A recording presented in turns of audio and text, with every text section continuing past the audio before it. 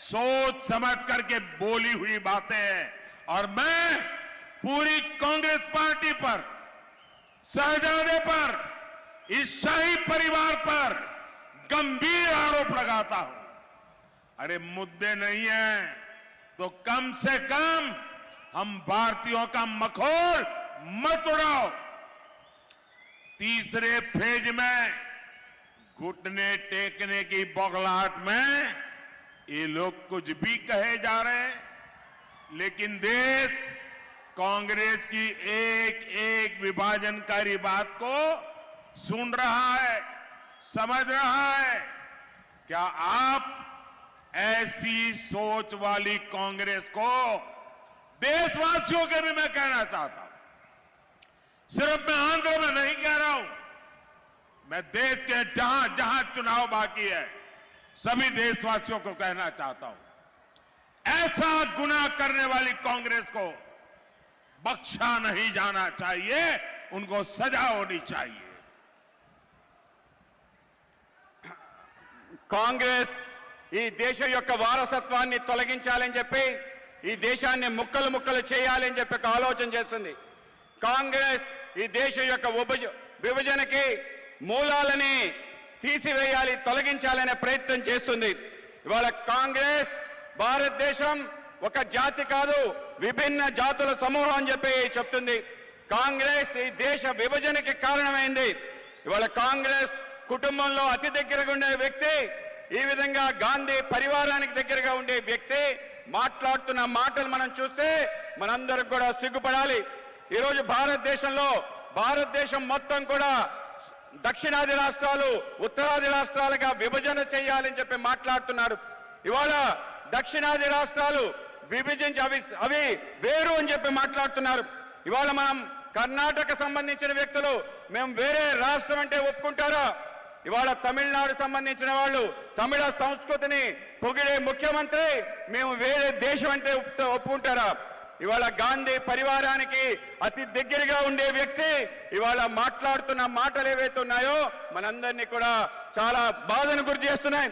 ఇవాళ బాల్ ఠాక్రే గారు సంబంధించిన ఏదైతే అతి దగ్గర సంస్థలు ఉన్నాయో ఆ పార్టీకి సంబంధించిన పెద్దలు ఎవరైతే ఉన్నారో వాళ్ళ మూలాలకి దూరం అయిపోయి ఇవాళ కాంగ్రెస్ యొక్క భాష ఏదైతుందో ఆ భాషకి వాళ్ళు కూడా వంతపాఠం ఏదైతుందో అత్యంత దురదృష్టకరం.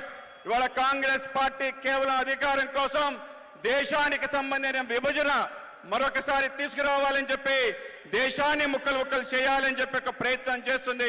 ఇది కేవలం మీకే చెప్పడం లేదు, దేశవ్యాప్తంగా ఉన్న అందరికీ కూడా హెచ్చరిక తెలియజేస్తున్నాను. కాంగ్రెస్ ఆలోచనలోనే దేశాన్ని విభజించాలని చెప్పి, పాలించాలని చెప్పి, నల్లవాళ్ళు అని చెప్పి ఆలోచన. అమెరికాకి ఈ యువనేత వెళ్తే అక్కడ కూడా ఇటువంటి మాటలే మాట్లాడాడు. భారతదేశం గౌరవం తగ్గించే విధంగా ప్రయత్నం చేశాడు. కనుక మనందరం కూడా కాంగ్రెస్ పార్టీ యొక్క ఆలోచన పైన జాగ్రత్తగా అప్రమేయంగా ఉండాలి, వాటిని తిప్పికొట్టాలని మీకు తెలియజేస్తున్నాను. साथियों, आज एनडीए सरकार देश में इंडस्ट्रियल कॉरिडोर बनाने पर बल दे रही है। यहां भी देखिए कितने एक्सप्रेसवे बन रहे हैं, चारों तरफ 4 लेन 6 लेन हाईवे बन रहे हैं। नंदियाल एरागुंटला रेलवे लाइन का काम पूरा हो चुका है।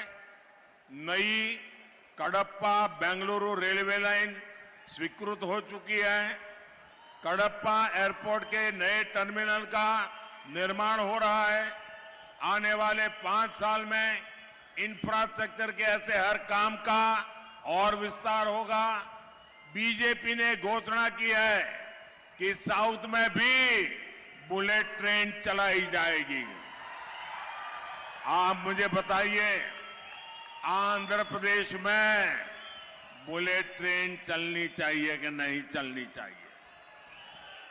మిత్రులారా, నేడు దేశంలో పారిశ్రామిక కారిడార్ల నిర్మాణకు ఎన్డీఏ ప్రభుత్వం పెద్దపీట వేస్తుంది. ఇది కూడా చూడండి, దేశంలో అనేక రకాలుగా ఎక్స్ప్రెస్ హైవేలు నిర్మాణం అవుతున్నాయి. అన్ని వైపులా 4 లేన్లు 6 లేన్లు జాతీయ రహదారులు నిర్మాణం అవుతున్నాయి. ఇక్కడ నంద్యాల ఎర్రకుంట్ల రైల్వే లైన్లు పనులు పూర్తయ్యాయి. కడప బెంగళూరు మధ్య కొత్త రైల్వే లైన్ ఆమోదం లభించింది. కడప విమానాశ్రయానికి కొత్త టెర్మినల్ నిర్మాణానికి పూర్తి నిర్మాణంలో ఉంది. రాబోయే 5 సంవత్సరాల్లో మౌలిక సదుపాయాల పనులు మరింతగా విస్తరిస్తాయి. బీజేపీ ప్రకటిస్తుంది ఏమిటంటే దక్షిణాది రాష్ట్రాలకు కూడా బుల్లెట్ ట్రైన్ కావాలని. మీరు నాకు చెప్పండి, ఆంధ్రప్రదేశ్కి బుల్లెట్ ట్రైన్ కావాలా వద్దా? साथियों, रायलसीमा के किसानों का जीवन सिर्फ और सिर्फ एनडीए सरकार ही बदल सकती है। यहां टमाटर बहुत उगाया जाता है। आने वाले 5 साल में हम टमाटर जैसी सब्जियों के लिए स्पेशल स्टोरेज के क्लस्टर बनाने जा रहे हैं। पुलिवेंदुला में बनाना प्रोसेसिंग क्लस्टर से किसानों और नौजवानों को बहुत लाभ हो रहा है। आने वाले 5 सालों में फूड प्रोसेसिंग इंडस्ट्री का विस्तार होगा। इसमें भी एफपीओ यानी फार्मर प्रोड्यूसर ऑर्गेनाइजेशन को मदद दी जाएगी। మిత్రులారా, రాయలసీమలో రైతుల జీవితాన్ని కేవలం ఎన్డీఏ ప్రభుత్వమే మార్చగలుగుతుంది. ఇక్కడ టమాటా పంటను విస్తారంగా పండిస్తారు. రాబో 5 సంవత్సరాల్లో మేము టమాటో మరియు ఇతర కూరగాయల కోసం ప్రత్యేక శీతల గిడ్డంగులు క్లస్టర్లను సృష్టించబోతున్నాం. పులివెందుల్లో అరటి పండు ప్రాసెసింగ్ క్లస్టర్ల వల్ల రైతుకు యువతకు లబ్ధి చేకూరుతుంది. రానున్న 5 సంవత్సరాల్లో ఫుడ్ ప్రాసెసింగ్ రంగంలో మరింతగా విస్తరిస్తుంది. ఇందులో కూడా ఎఫ్పిఓ రైతు ఉత్పాదక సంస్థలకు సహకారం అందించబడుతుంది. एनडीए के जितने भी हमारे ये कैंडिडेट है, एमएलए का चुनाव भी साथ साथ है। हमारे सभी एमएलए के जो उम्मीदवार हैं, आप सबसे मेरा आग्रह है, इस क्षेत्र के कल्याण के लिए इन सबको विजयी बना करके भेजिए।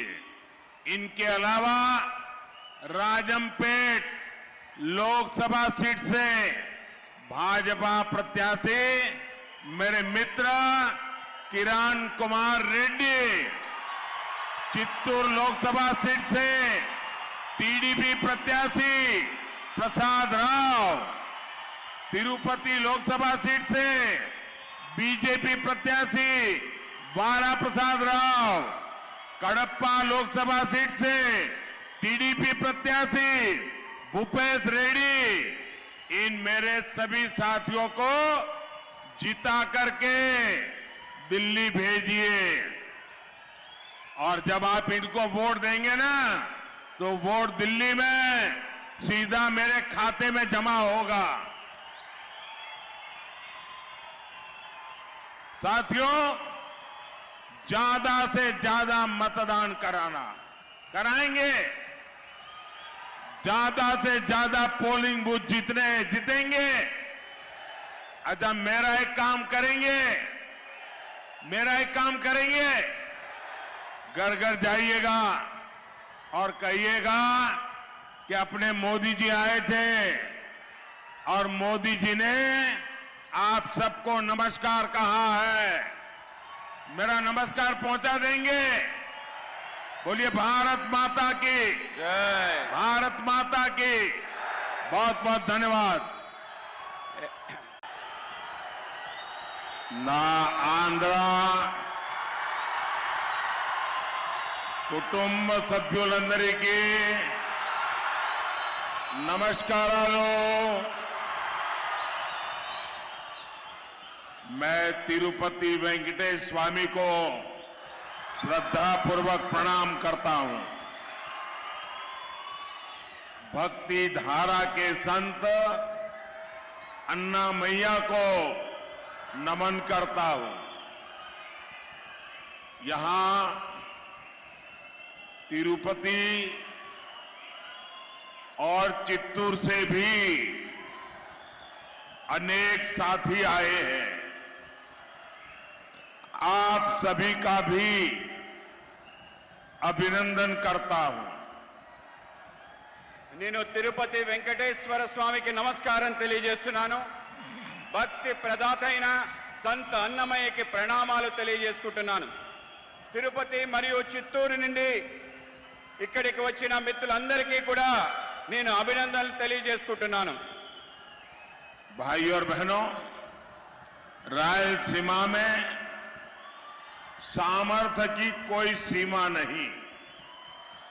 यहां माइंस हैं, यहां मिनरल्स है, यहां दिव्य भव्य टेम्पल्स है, यहां मेहनती किसान है, टैलेंटेड नौजवान है और टूरिज्म की अपार संभावना है।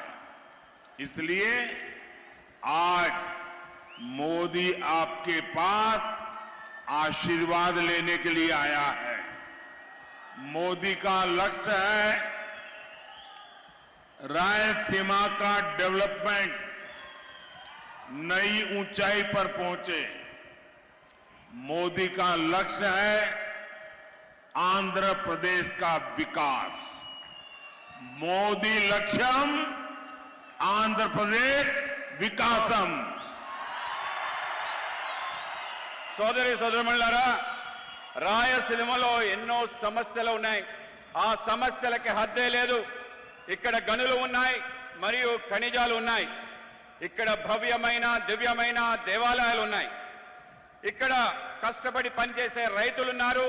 ప్రతిభావంతమైన యువకులు ఉన్నారు. మరి పర్యాటక కేంద్రాలకి అవకాశాలు ఎన్నో ఉన్నాయి. ఈరోజు నేను మీ ముందుకు మీ ఆశీర్వాదం కోసం వచ్చాను. మోడీ లక్ష్యం రాయలసీమని బాగా అభివృద్ధి చేసి కొత్త ఎత్తులకు తీసుకెళ్ళటం. మోడీ లక్ష్యం ఆంధ్రప్రదేశ్ అభివృద్ధి. साथियों, आप सभी ने दशकों तक दूसरों पर भरोसा किया, लेकिन आपको क्या मिला? यहां डेवलपमेंट नहीं हुआ, यहां सिंचाई की सुविधा नहीं है, यहां इंडस्ट्री नहीं है, यहां किसान परेशान है, यहां नौजवानों को काम के लिए दूसरे शहरों में जाना पड़ता है। आप मुझे बताइए, ये हालात बदलने चाहिए या नहीं? तो आपको क्या करना पड़ेगा? आंध्र प्रदेश में डबल इंजन सरकार, आंध्र प्रदेश లో కూడా డబల్ ఇంజన్ సర్కార్ రావాలి.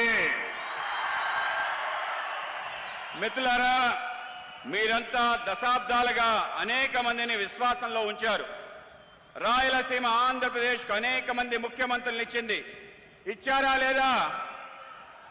కానీ మీరు ఏమి పొందారు? ఇక్కడ అభివృద్ధి జరగనే లేదు. ఇక్కడ సాగునీటి సంబంధించిన సౌకర్యమే లేదు. ఇక్కడ పరిశ్రమలు లేవు. ఇక్కడ రైతులు ఆందోళనతో ఉన్నారు. ఇక్కడ ఉద్యోగాల కోసం ఇంకొక నగరాలు వలస వెళ్లాల్సిన పరిస్థితి ఏర్పడింది. మీరు నాకు చెప్పండి, ఈ పరిస్థితి మార్చాలా వద్దా? అయితే మీరేం చేయాలి? ఆంధ్రప్రదేశ్లో కూడా डबल इंजन सरकार తీసుకురావాలి. साथियों, आंध्र प्रदेश की जनता ने बड़ी उम्मीदों के साथ वाईएसआर कांग्रेस सरकार बनाई थी, लेकिन इन्होंने आपके साथ विश्वासघात किया। वाईएसआर कांग्रेस ने यहां गरीबों का नहीं, माफिया का विकास किया। वाईएसआर कांग्रेस के मंत्री कैसे यहां गुंडागर्दी करते हैं, यहां राउडी राज चलाते हैं, वो सबके सामने है। मैं तो हैरान हूं, जिस सैन माफिया के कारण अन्नामैया डैम टूट गया, 25-30 गांवों को नुकसान हुआ, दर्जनों लोगों की जान गई। ये से माफिया को यहां की सरकार बढ़ावा देती है। मैं ऐसे हर माफिया को कहूंगा, वाईएसआर कांग्रेस गवर्नमेंट जाने का काउंटडाउन शुरू हो चुका है। एनडीए सरकार यहां के हर माफिया का इलाज करेगी, पक्का ट्रीटमेंट करेगी। మిత్రులారా, ఆంధ్రప్రదేశ్లో అనేక ఆకాంక్షలతో వైఎస్ఆర్ ప్రభుత్వాన్ని మనం ఏర్పాటు చేసుకున్నాం. కానీ వాళ్ళు మనతో విశ్వాసఘాతకం మోసం చేశారు. వైఎస్ఆర్ కాంగ్రెస్ ఇక్కడ పేదవాళ్ళని కాకుండా మాఫియాని అభివృద్ధి చేశారు. వైఎస్ఆర్ పార్టీ మంత్రులు గుండాయిజం చేస్తున్నారు. ఇక్కడ ఒక రౌడీ రాజ్యాన్ని నిర్మిస్తున్నారు. అది మీరందరూ చూస్తున్నారు. ఇక్కడ ఇసుక మాఫియా కారణంగా అన్నమయ్య డ్యాం కొట్టుకుపోయింది. అది నేను చూసి ఆశ్చర్యపోయాను. 25-30 గ్రామాలు నష్టం చేకూరింది. 12 మంది మరణించారు. ఇలాంటి మాఫియా ఇక్కడ ప్రభుత్వం మద్దతు లభిస్తుంది. నేను ఇలాంటి ప్రతి మాఫియాకి చెప్పదలుచుకున్నాను, మీ యొక్క కౌంట్ డౌన్ మొదలైందని. ఎన్డీఏ ప్రభుత్వం ఇక్కడ ప్రతి మాఫియాకి చికిత్స చేస్తుంది, ఒక్కొక్కరిని పక్కా ట్రీట్మెంట్ చేస్తుందని తెలియజేస్తున్నాను. आप बताइए, आपके जीवन में साफ पानी जरूरी है या नहीं? मोदी घर घर पाइप से पानी पहुंचाना चाहता है, लेकिन यहां की सरकार जल जीवन मिशन में भी ठीक से सहयोग नहीं करती। पोलावरम प्रोजेक्ट के साथ इन्होंने क्या किया, ये आप इतने सालों से देख रहे हैं। इन्होंने रायलसीमा के किसानों को भी इरिगेशन की सुविधाएं नहीं दी। यहां एनडीए सरकार बनेगी तो सिंचाई के प्रोजेक्ट तेजी से पूरे होंगे। మీరు చెప్పండి, మీ జీవితంలో స్వచ్ఛమైన నీళ్లు అవసరమా లేదా? ఇంటింటికి పైప్ లైన్ ద్వారా నీటిని అందించాలని మోడీ కోరుకుంటున్నారు. కానీ ఇక్కడ ప్రభుత్వం జలజీవన్ మిషన్ కి సరైన సహకారం అందించడం లేదు. పోలవరం ప్రాజెక్ట్ కోసం వాళ్ళు ఏమి చేశారో మనందరం ఇన్ని సంవత్సరాల నుంచి చూస్తున్నాం. వీళ్ళు రాయలసీమ రైతాంగానికి సాగునీటి కల్పించడం లేదు. ఇక్కడ ఎన్డీఏ ప్రభుత్వం వస్తే ప్రాజెక్టులన్నీ త్వరితగతిన పూర్తి చేస్తాయని మీ అందరికీ వాగ్దానం చేస్తున్నాను. साथियों, जब स्ट्रांग गवर्नमेंट होती है तो देश भी स्ट्रांग होता है। आज भारत स्ट्रांग है कि नहीं है? यहां से तो बहुत सारे साथी गल्फ के देशों में है। गल्फ के देशों में भारतीयों की आज रिस्पेक्ट बढ़ी है कि नहीं बढ़ी है? वहां किसी भी साथी को प्रॉब्लम होती है तो मोदी सॉल्व करता है। अभी कतर में हमारे साथी फंस गए थे। 10 साल पहले वाली कांग्रेस सरकार होती तो उनका बचना मुश्किल था, लेकिन हम उन साथियों को सुरक्षित वापस लाए। ऐसा क्यों हुआ? क्योंकि आपने एनडीए की मजबूत सरकार बनाई, इसलिए आपका हर वोट एनडीए को मिलना चाहिए। మిత్రులారా, ఎప్పుడైతే ఒక శక్తివంతమైన ప్రభుత్వం ఉంటుందో అప్పుడు దేశం శక్తివంతంగా మారుతుంది. ఈరోజు భారతదేశం శక్తివంతంగా బలంగా ఉందా లేదా? ఇక్కడి నుంచి అనేక మంది మిత్రులు మిడిల్ ఈస్ట్ గల్ఫ్ లో ఉన్నారు. గల్ఫ్ లో నివసిస్తున్న భారతీయులకు ఇప్పుడు గౌరవం పెరిగిందా లేదా? అక్కడ మన మంత్రులు ఎటువంటి సమస్యలు వచ్చినా వెంటనే మోడీ ఆ వాటిని పరిష్కరిస్తారు. ఈ మధ్య కటార్లో మన సోదరులు చిక్కుకున్నారు. ఒకవేళ 10 సంవత్సరాల క్రితం కాంగ్రెస్ ప్రభుత్వం ఇప్పుడు ఉంటే వాళ్ళను రక్షించడం చాలా కష్టమయ్యేది. కానీ నేను మన సోదరుల్ని సురక్షితంగా వెనక్కి తీసుకురాగలిగాను. ఇది ఎందుకు జరిగింది? ఎందుకంటే ఎన్డీఏ ఒక దృఢమైన శక్తివంతమైన ప్రభుత్వాన్ని తయారు చేసింది. అందుకే మీ ప్రతి ఓటు ఎన్డీఏకే వెయ్యాలి. साथियों, मोदी नेशन बिल्डिंग के मिशन पर निकला है। देश को आगे बढ़ाने के लिए दिन रात मेहनत कर रहा है, लेकिन कांग्रेस देश को रिवर्स गियर में ले जाना चाहती है।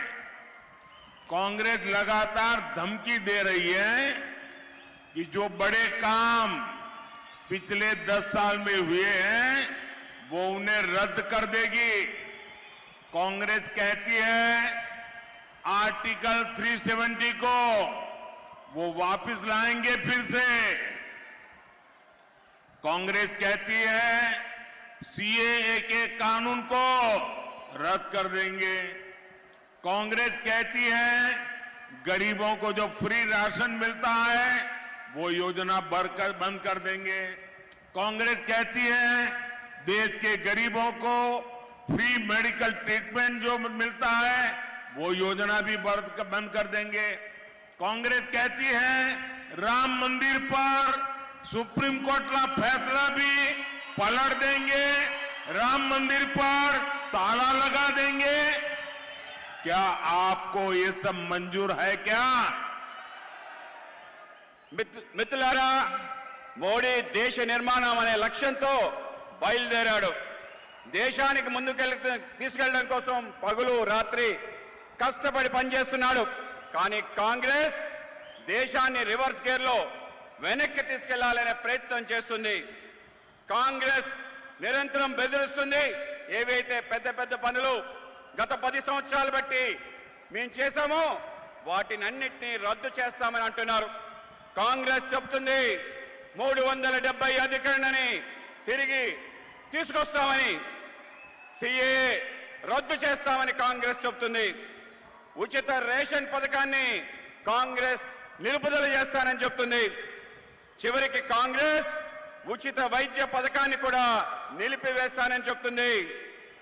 కాంగ్రెస్ రామ మందిరంపై సుప్రీంకోర్టు ఇచ్చిన తీర్పును కూడా వెనక్కి నెట్టేస్తానంటుంది. రామ మందిరానికి తాళం వేస్తానంటుంది. దీన్ని మీరు అంగీకరిస్తారా?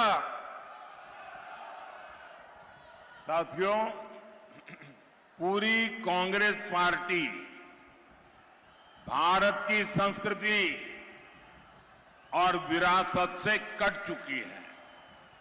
कांग्रेस जड़ों से एकदम कट चुकी है। कांग्रेस के मन में हमेशा विभाजनकारी सोच रहती है। कांग्रेस का माइंडसेट ही देश को टुकड़ों में देखने का हो गया है और इसलिए ही कांग्रेस के नेता कभी भारत को एक राष्ट्र मानने से इनकार करते हैं तो कभी देश को बांटने की बात करते हैं। आज कांग्रेस के एक और बड़े नेता ने फिर कांग्रेस की विभाजनकारी सोच का प्रदर्शन किया। गांधी परिवार के बेहद करीबी और शहजादे के सबसे बड़े सलाहकार ने जो कहा है वो शर्मनाक है। कांग्रेस को लगता है कि जो लोग नॉर्थ ईस्ट के लोग हैं वो चाइनीज की तरह लगते हैं। क्या ऐसी बातें देश स्वीकार कर सकता है क्या? कांग्रेस को लगता है कि साउथ इंडिया के लोग अफ्रीकन जैसे दिखते हैं। मैं जरा सीतारमैया जी से पूछना चाहता हूं, क्या कर्नाटका के लोगों पर यह आरोप आप स्वीकार करेंगे क्या? मैं तेलंगाना के कांग्रेस के मुख्यमंत्री को पूछना चाहता हूं, क्या वे इस प्रकार के आरोप को स्वीकार करेंगे क्या? मैं तमिलनाडु के मुख्यमंत्री को पूछना चाहता हूं, जो तमिल संस्कृति की बात करते हैं, इतना बड़ा गंभीर आरोप लगाया है, क्या तमिलनाडु डीएम के कांग्रेस के साथ अपना नाता तोड़ने की घोषणा करेंगे क्या? तमिल स्वाभिमान के लिए, तमिल लोगों के लिए क्या वो हिम्मत है क्या उनमें? कांग्रेस को लगता है कि पश्चिमी भारत के लोग अरब के लोगों जैसे दिखते हैं। मैं जरा बाला साहब ठाकरे के नकली शिवसेना के जो उनके संतान है, जरा बाला साहब जी को याद करो। मैं इन नकली संतानों को पूछना चाहता हूं, मैं जरा उनके मेंटर बुजुर्ग नेता से भी पूछना चाहता हूं। इन्होंने कहा है कि पश्चिम भारत के लोग अरब नस्ल के अरबी लगते हैं। क्या महाराष्ट्र के लोगों को ये भाषा मंजूर है क्या? कांग्रेस को लगता है कि उत्तर भारत के लोग गोरों जैसे दिखते हैं। क्या आपको ये बात स्वीकार कर सकते हैं क्या? सत्ता के लिए देश का बंटवारा कराने वाली कांग्रेस अब भारतीयों पर नस्लवादी टिप्पणी करने पर उतर आई है। क्या हो गया है कांग्रेस पार्टी को?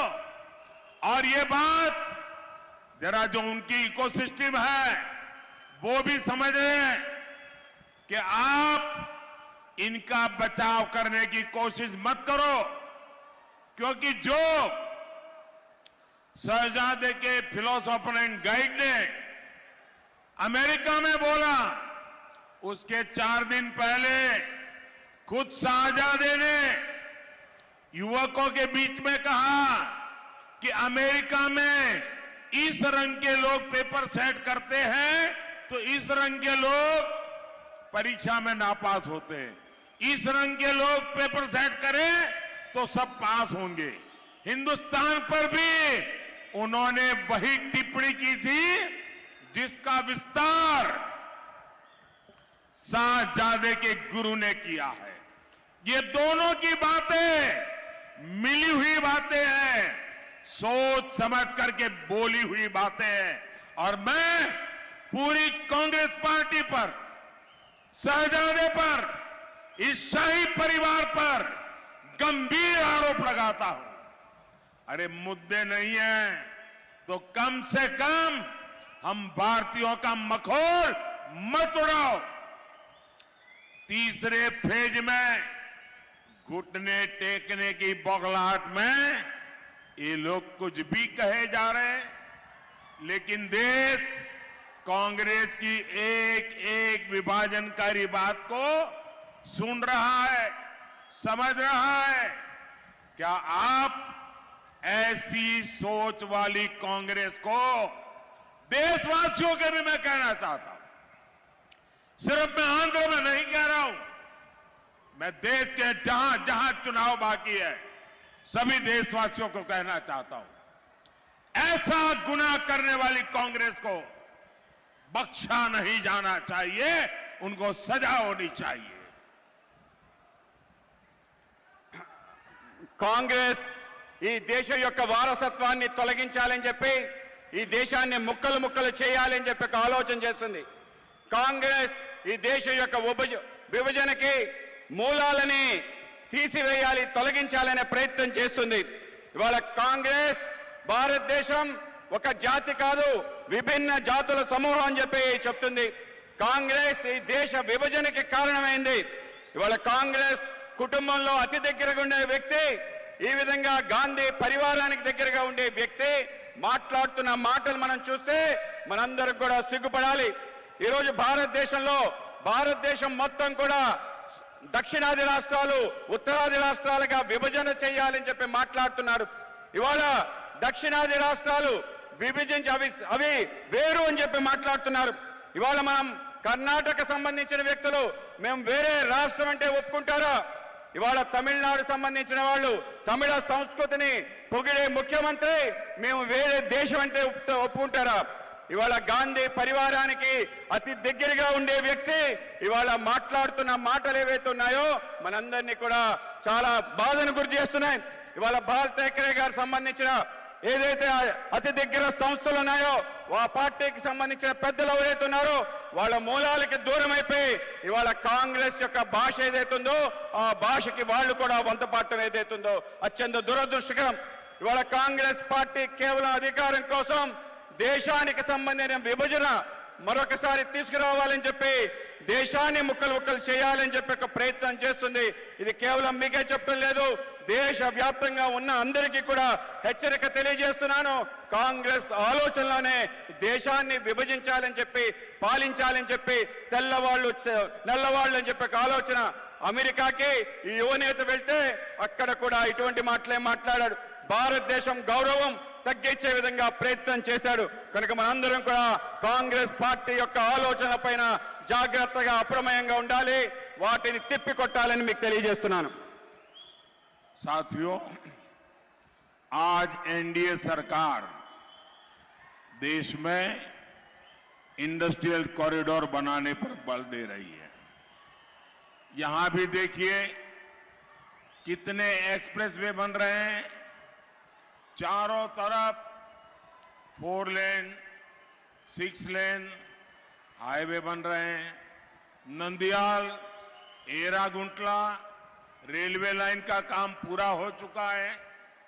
नई कडप्पा बेंगलुरु रेलवे लाइन स्वीकृत हो चुकी है. कडप्पा एयरपोर्ट के नए टर्मिनल का निर्माण हो रहा है. आने वाले 5 साल में इंफ्रास्ट्रक्चर के ऐसे हर काम का और विस्तार होगा. बीजेपी ने घोषणा की है कि साउथ में भी बुलेट ट्रेन चलाई जाएगी. आप मुझे बताइए, आंध्र प्रदेश में बुलेट ट्रेन चलनी चाहिए कि नहीं चलनी चाहिए? మిత్రులారా, నేడు దేశంలో పారిశ్రామిక కారిడార్ల నిర్మాణకు ఎన్డీఏ ప్రభుత్వం పెద్దపీట వేస్తుంది. ఇది కూడా చూడండి, దేశంలో అనేక రకాలుగా ఎక్స్ప్రెస్ హైవేలు నిర్మాణం అవుతున్నాయి. అన్ని వైపులా 4 లేన్లు 6 లేన్లు జాతీయ రహదారులు నిర్మాణం అవుతున్నాయి. ఇక్కడ నంద్యాల ఎర్రకుంట్ల రైల్వే లైన్లు పనులు పూర్తయ్యాయి. కడప బెంగళూరు మధ్య కొత్త రైల్వే లైన్ ఆమోదం లభించింది. కడప విమానాశ్రయానికి కొత్త టెర్మినల్ నిర్మాణంలో ఉంది. రాబోయే 5 సంవత్సరాల్లో మౌలిక సదుపాయాల పనులు మరింతగా విస్తరిస్తాయి. బీజేపీ ప్రకటిస్తుంది ఏమిటంటే దక్షిణాది రాష్ట్రాలకు కూడా బుల్లెట్ ట్రైన్ కావాలని.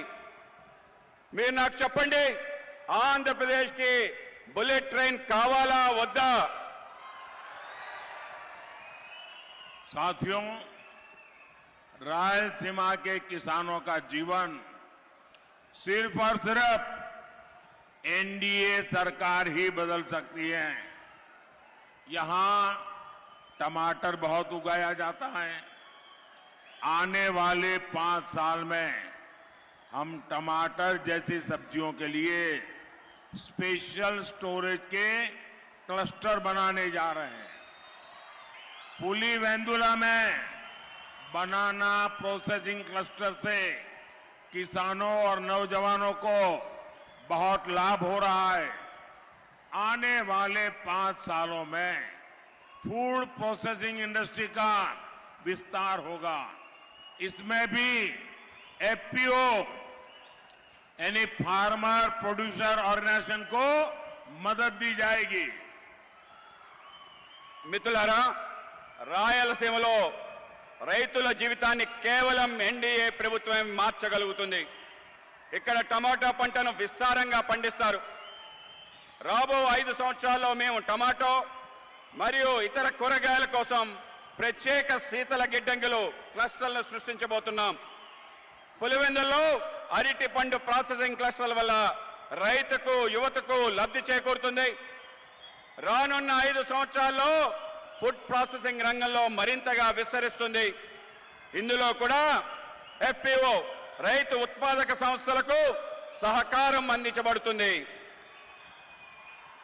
एनडीए के जितने भी हमारे ये कैंडिडेट है, एमएलए का चुनाव भी साथ साथ है. हमारे सभी एमएलए के जो उम्मीदवार हैं, आप सबसे मेरा आग्रह है, इस क्षेत्र के कल्याण के लिए इन सबको विजयी बना करके भेजिए. इनके अलावा राजमपेट लोकसभा सीट से भाजपा प्रत्याशी मेरे मित्र किरण कुमार रेड्डी, चित्तूर लोकसभा सीट से टीडीपी प्रत्याशी प्रसाद राव, तिरुपति लोकसभा सीट से बीजेपी प्रत्याशी वारा प्रसाद राव, कड़प्पा लोकसभा सीट से टीडीपी प्रत्याशी भूपेश रेड्डी, इन मेरे सभी साथियों को जिता करके दिल्ली भेजिए. और जब आप इनको वोट देंगे ना, तो वोट दिल्ली में सीधा मेरे खाते में जमा होगा. साथियों, ज्यादा से ज्यादा मतदान कराएंगे. ज्यादा से ज्यादा पोलिंग बूथ जीतेंगे. अच्छा, मेरा एक काम करेंगे,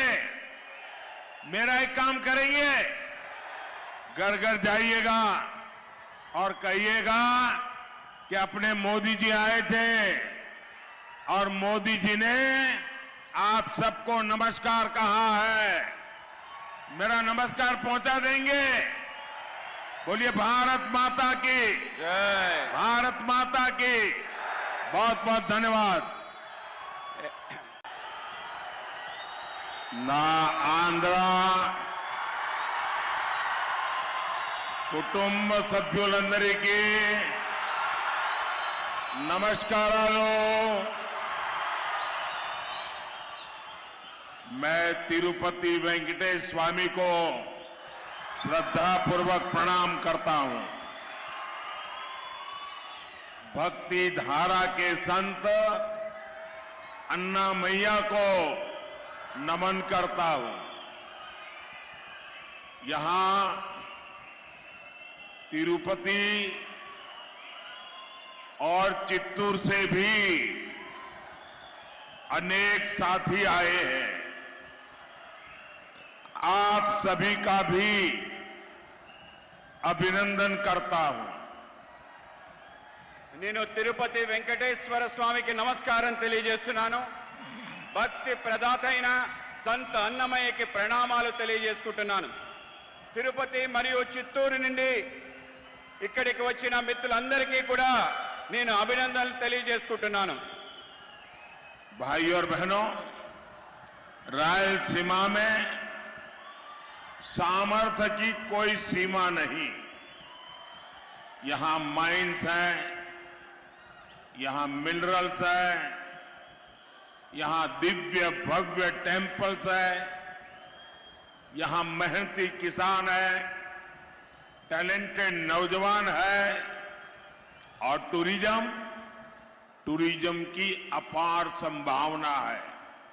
इसलिए आज मोदी आपके पास आशीर्वाद लेने के लिए आया है. मोदी का लक्ष्य है